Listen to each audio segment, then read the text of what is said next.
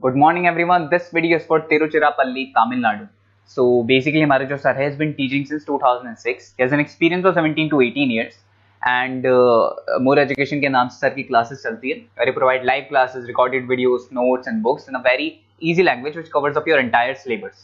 In this video, we'll talk about your course, specializations, about the best college for you, placements कैसी होंगी, salary expectations क्या रहेंगी, इन सभी चीज़ों का डिटेल में डिस्कशन करेंगे.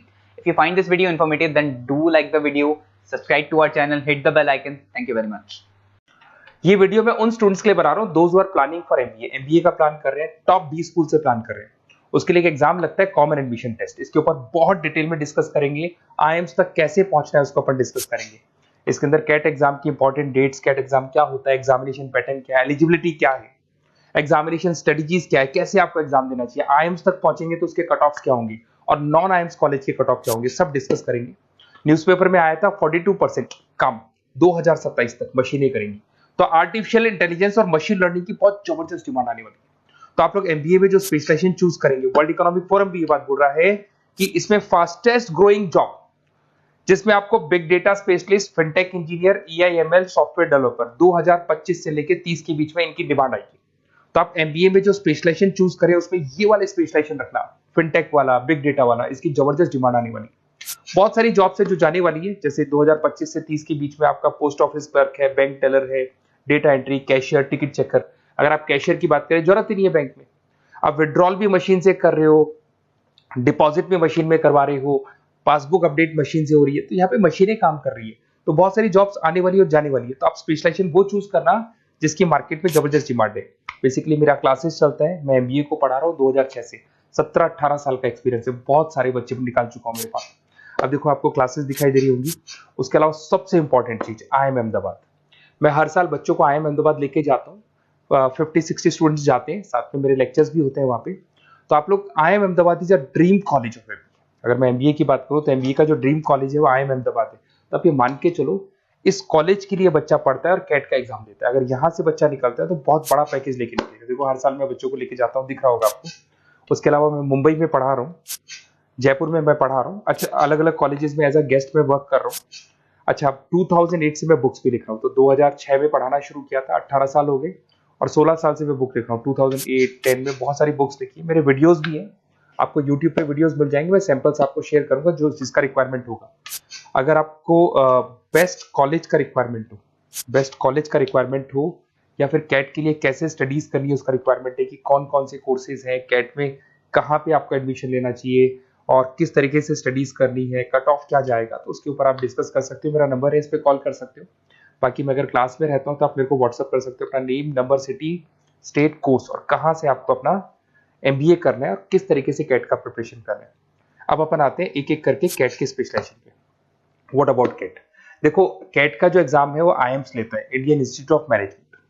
इसमें एमबीए पीजीडीएम करवाता है. मोड आपका जो है ऑनलाइन बेस होता है, कंप्यूटर बेस्ड मोड होगा आपका. ड्यूरेशन 2 घंटे का आपका पेपर होगा. इसमें आपको verbal ability, reading comprehensive, data interpretation, logical reasoning and quant मिलेगा. तो 3 सेक्शन में डिवाइडेड है पेपर. आपको हर सेक्शन में 40 मिनट्स मिलती है. 2 घंटे का आपका पेपर है, तो उसको कंप्लीट करना है. तो इसमें पढ़ना कैसे है, उसकी स्ट्रेटजीज क्या है, इसको अपन आगे डिस्कस करेंगे. देखो आपको इंपॉर्टेंट डेट्स दिखाई देंगी. नोटिफिकेशन इसका जुलाई 25 तक आ जाता है. उसका रजिस्ट्रेशन अगस्त में स्टार्ट होते हैं. सितंबर में आपका लास्ट डेट है. एडमिट कार्ड अक्टूबर में आता है.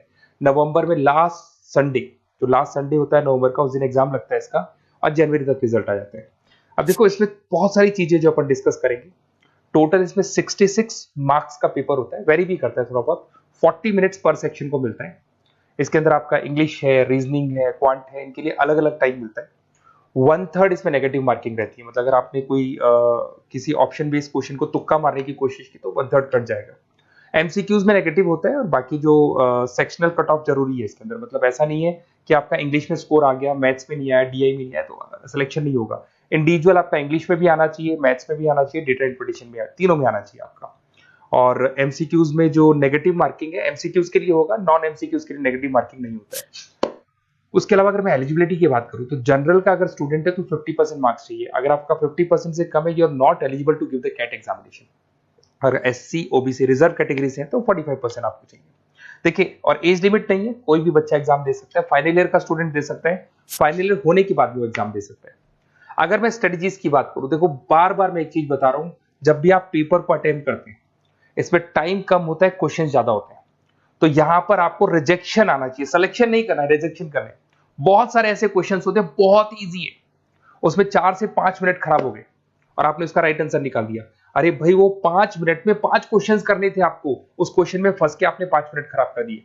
तो जो क्वेश्चन इजी और आपको लग रहा है सॉल्व हो जाएगा बट टाइम लेगा, आप उसको छोड़ दो, रिजेक्ट कर दो। वो क्वेश्चंस करने हैं जिसमें टाइम कंज्यूमिंग कम होता है। आप अगर टाइम को एकदम से वेस्ट कर देंगे ना, तो बाद में रियलाइज होगा टाइम चला गया, क्योंकि मैनेजमेंट एप्टीट्यूड टेस्ट है, जैसे गवर्नमेंट एग्जाम के टेस्ट होते हैं, तो यहां पर क्या टाइम सबसे बड़ा इंपॉर्टेंट फैक्टर होता है आपका। तो बेसिकली एक्यूरेसी होना चाहिए, स्पीड होना चाहिए और आपका टाइम बैलेंस होना चाहिए, और साथ के साथ कौन सा क्वेश्चन छोड़ना है और कौन सा कर रहे हैं। बहुत सारे क्वेश्चन होते हैं जिसमें लालच देता है, करो करो करो, बाद में पता लगता है फंस गया उस क्वेश्चन के अंदर, और फंसने का टाइम चला गया। तो टाइम नहीं जाना है इसके अंदर। उसके अलावा देखो, अगर मैं आईएम्स की बात करता हूँ, आईएम्स में 99% आईएम अहमदाबाद इज 99% आपको चाहिए।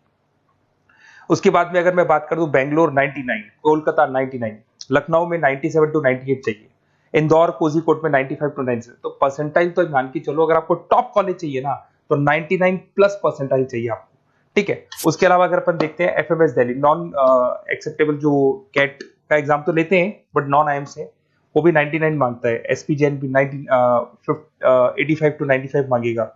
एमडीआई गुड़गांव 95 परसेंटाइल मांगता है। आईएनटी गाजियाबाद 85 टू 90 मांग रहे हैं। तो कॉलेजेस तो बहुत हैं, और ये मान के चलो आप 80 से लेके 99 के बीच में अगर आ जाते हो तो आपको टॉप 20 स्कूल्स मिल जाएंगे। अगर आईएम्स भी नहीं मिलता है तो उसके नीचे के स्कूल्स मिल जाएंगे।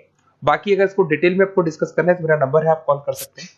अच्छा, उसके अलावा मेरा नंबर आपको दे दिया मैंने, अगर मैं कल क्लास में हूं या कॉलेज में और फोन नहीं उठाता हूं तो व्हाट्सएप कर देना, अपन डिटेल में डिस्कस करेंगे सारी चीजें, और कहां से आपको कैट करना चाहिए, कौन सा इंस्टीट्यूट बेस्ट रहेगा वो भी मैं आपसे डिस्कस करूंगा, कौन से कॉलेज में आपका एडमिशन लेना चाहिए वो भी डिस्कस करेंगे, किस तरीके से आपको पढ़ाई करनी है, नोट्स कैसे मिलेंगे, वीडियोस कैसे मिलेंगे, सब डिस्कस करेंगे। Okay, best of luck for your CAT examinations. और कोई कॉलेज से रिलेटेड क्वेरी है तो वही आप मेरे को कॉल कर सकते हैं। Okay, best of luck.